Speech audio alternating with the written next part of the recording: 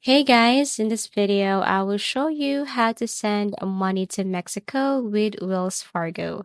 So first, you need to go to Wells Fargo here and then create an account. If you don't have one, tap the sign on and then you need to enter some details here in order for you to create an account. Once you have your account, then you can open this using your mobile.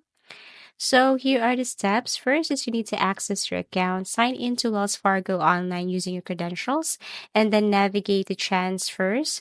Go to the transfers and pay section and select wire money.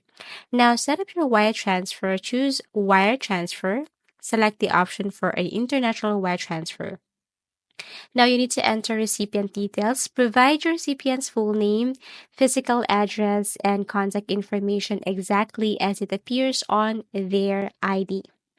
After that, since you will be sending this to Mexico, provide recipient bank information such as bank name and address. Enter the recipient's bank name and branch address if required.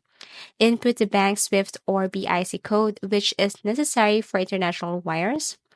Account details for transfer to Mexico. You will typically need the recipient's bank account number in the form of a CLABE, an 18-digit standardized number used by Mexican banks.